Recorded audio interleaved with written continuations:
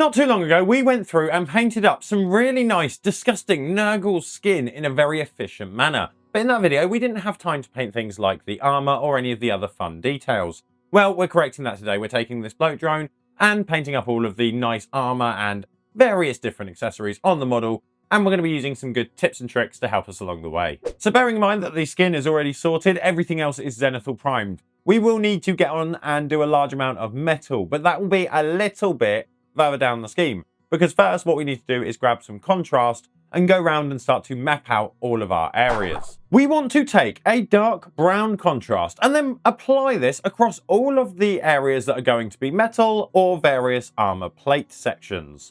On this drone, that is, as I mentioned, going to be all of the plates, but we're also going to be catching all of the rotary wing sections and all of the propellers. There are various elements like tanks and fuel sections, which we will also be catching with this. Then we have the trim sections. And here what we're going to be doing is base coating that in a green. I don't actually have a green contrast. So for this, what we're going to be doing is base coating it in a couple of layers of a thinned down green paint.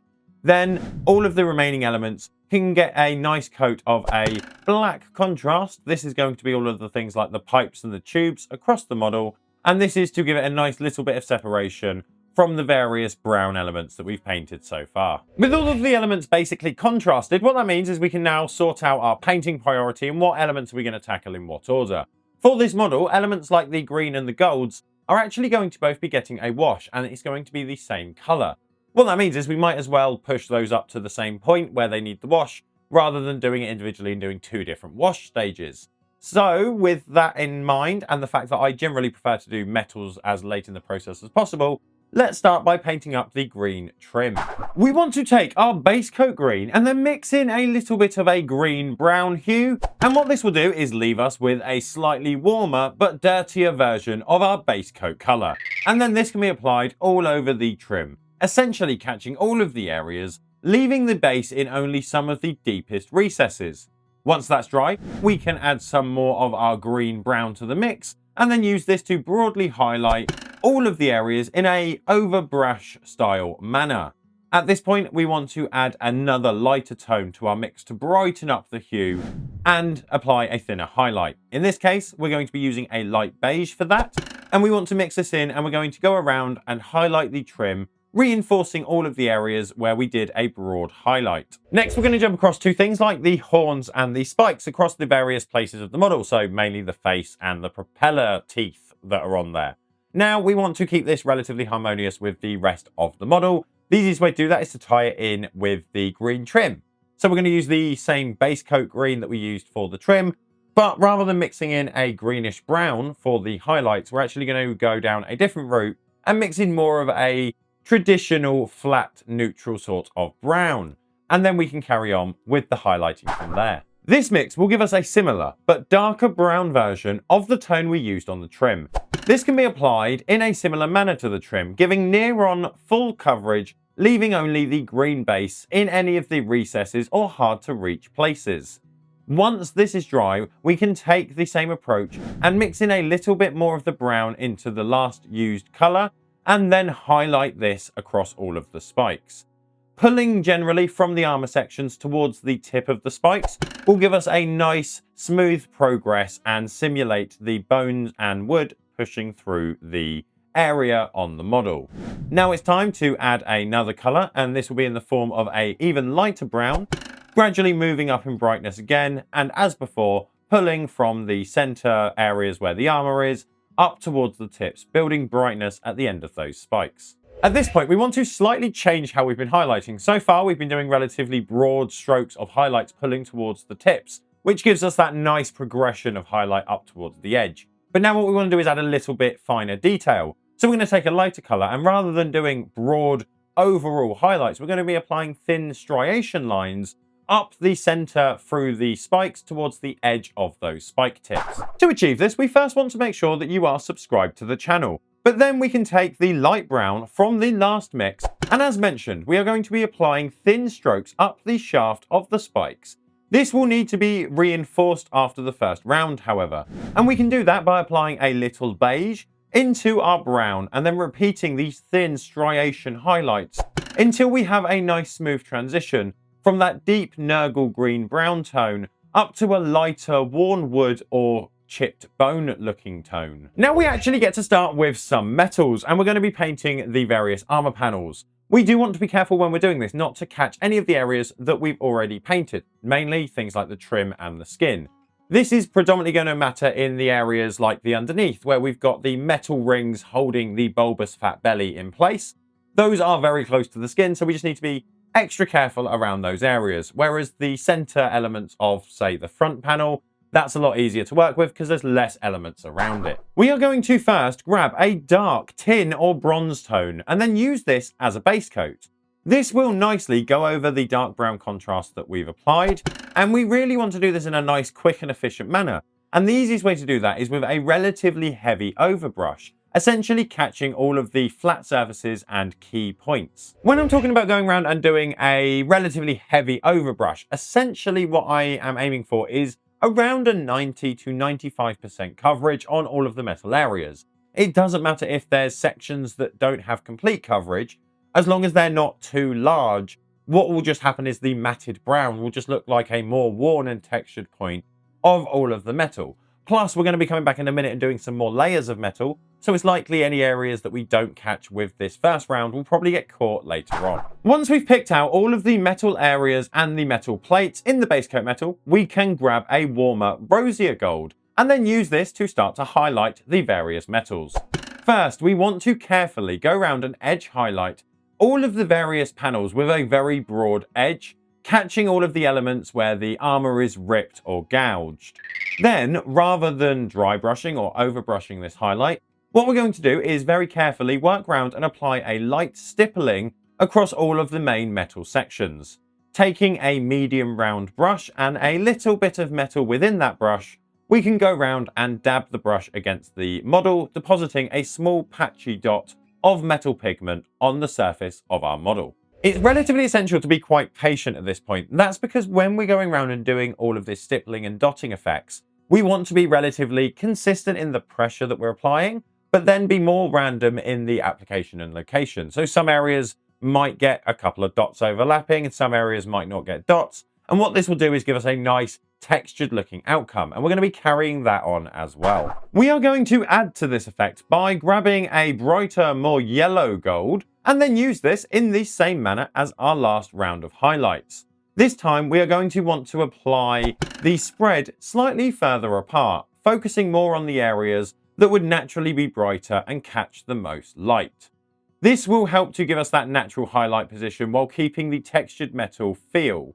I'm sure you suspect what we're going to be doing next, and that is to grab a brighter, more silver-esque gold, and we're going to go round and re-highlight. But this time we're going to be using it in more of a traditional thin edge highlight, picking out all of the corners, edges and sharp points of the metals. I just thought it's quickly worth highlighting that in regards to all of the black elements, the pipes and stuff like that, we have kind of skipped over it, but essentially we gave a very, very broad highlight using a beige on all of those areas. And what we're going to do now is come in and use various washes on things like our armor, as well as our metals and our spikes and things like that. With that in mind, we are going to be using a wash on these areas as well. So just worth pointing out that that's why they look different, because we've given them a very heavy overbrush of a beige over that black contrast. First, we can kick off with the metals that we've recently painted, as well as the nice green trim. And that's because both of these areas are going to get a nice dirty green wash, and we're going to apply this in a thin coat over all of the metals and the trim.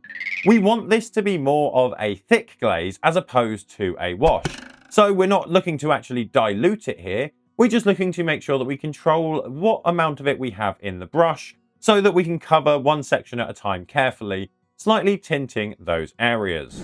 With the green wash done and dry, we can move across to a brown wash, and this we're going to use to pick out all of the various bone or wood sections that are coming out of various elements. This will be things like the spikes around the face, as well as the teeth coming out of the fan elements. Finally, we have a black wash, and this is going to be used liberally to coat all of the black elements, which, as I mentioned, we've previously highlighted broadly using a beige. This wash over these black areas will hopefully desaturate this beige, giving us a nice various amount of detail, and also the wash will pick out all of the sculpted recesses. Now, with this being a Nurgle model, I thought it was quite important to make sure that we have a lot of rot and decay and things like that. Very similar to like what we did with the skin, except with the metal. And for metal, that means that we're going to need to turn to things like rust, patina, and elements like that. So that's what we're going to be doing here. And conveniently, in the past, I painted up a ridge runner, which I had intended to cover in lots of various different rust effects and patina and weathering and things like that. But I really liked how this came out, so I didn't do that. However, that does mean that we have a lot of weathering products, so we're going to take a selection of them and apply it over this model now. We are going to start off with a two-part process, that being the application of some U-Rust. This is a deep oxide product. We can go around and apply the first U-Rust product, which is essentially a selection of metal particles in suspension, and then apply this over the area we want, leaving it mostly to dry. At which point we can come back in with the activator. Here we're using the title Activator 2. We apply this all over the various metal areas that we've applied the metal grit prior. And then what this will do as it dries, cures and aerates, it will slowly start to rust towards a textured bright yellow orange. We can also apply some elements of brown streaking dirt. For this we want to take a brown enamel wash, apply this into the various bumps and dents across the model where dirt would build up. And then while it is drying and we've got that residue there, we can come in with a thin brush and apply a little bit more or pull it down from that pool as if water had built up and run down the model. This is also a process that we can do a couple of times if we want to, by going in with the grimy enamel wash and then applying it and dragging it down towards the gravity to give it that pooling, running water and running dirty water look.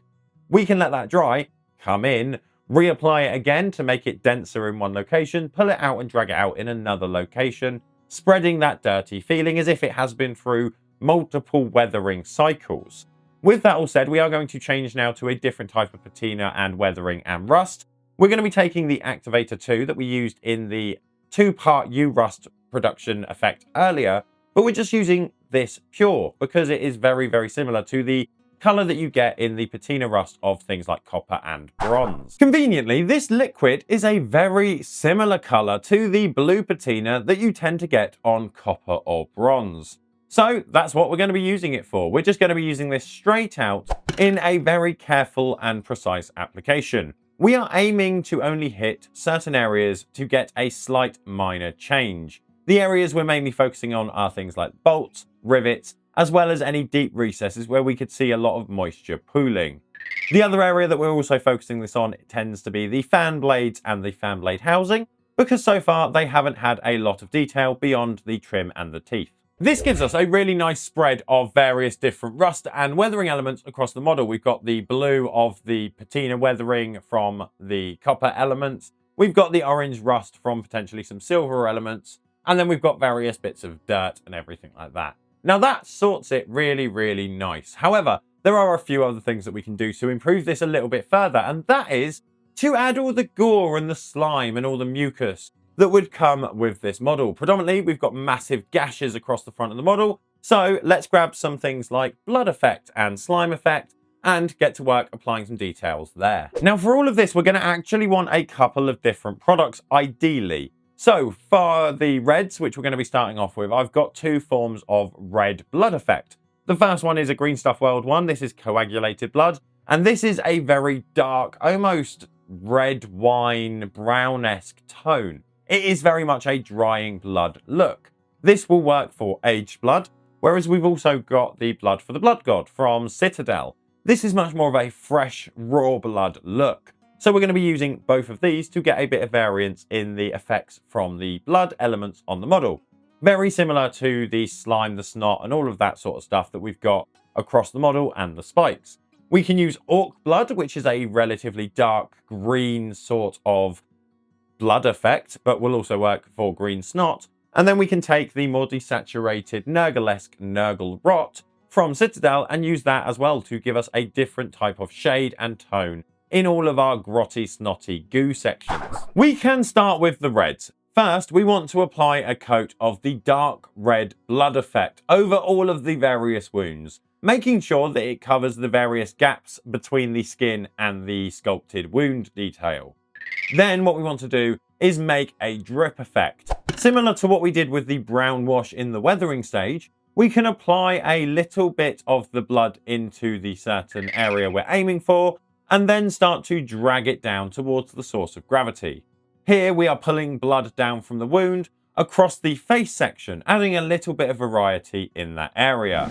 With that done, we can add the brighter, flesher blood, and this can be applied over the top sections of the various wounds, giving us that bright, sore, bleeding blood look. Then, for the greens, we have to do a similar action. First, we're going to be taking the dark green. In a thin layer, we can apply this across all of the various slime and gut elements. Any areas that we think would drip or have sculpted drips on them, we can go below and then apply a small amount of this over the area, similar to we did with the browns, pulling it out and spreading it around. Once we have gone round and applied the dark green, what we want to do is grab our paler green, and then we're going to use this pale green slime goo effect on all of the raised sections of slime that is sculpted on the model, giving us that really nice semi-translucent goo effect. Now, the only other area that we've really got is the central eye of the model, and that isn't really armor. However, we are going to be covering it off, so if you're painting this model as well, you can see how we did a large bulbous Nurgle eye. So let's jump into that quickly. First, what we're going to want to do is come in with a black contrast and put a nice, healthy sized iris ring in the center of that eye. We want this to be big enough that we can come in and put some pupils on the inside. Once the black is dry, we might as well fill in the white area around the outside, and we can do this with a Nurgle green contrast style wash to tie it in with that Nurgle vibe. That means that we can come in with a white and apply 3 dots on the inside of the black that we've previously applied, and we're going to be aiming to style this in the triangular pattern of Nurgle. Once the white is dry, all we need to do is apply a thinned yellow contrast over those 3 pupils, giving us a really nice 3-pupiled demonic Nurgle eye. Overall, that gives us a really nice Nurgle drone with some really nice, disgusting Nurgle-esque skin, and more importantly, some really nice armor to go along with it. And overall, because we actually painted this in the style with the green trim, which is kind of synonymous and happens on a lot of Nurgle schemes, this actually fits in really, really well with my existing Nurgle that we've painted here on the channel. I would quite like to see an army potentially in this gold and green trim scheme, but I appreciate that it may overall start to feel more like Fantasy or Age of Sigmar Nurgle as opposed to 40k Nurgle. Now, if you're not a big fan on this metal armor, but you do like the skin and you're looking for potentially an armor scheme to go with it, why not check out this video here? Because what we did here was paint up a couple of different models in a couple of different schemes that you could use for your Death Guard. And they would go nicely with this scheme as well. So why not check them out? If you don't have time now, just remember to subscribe so that we can see you next time.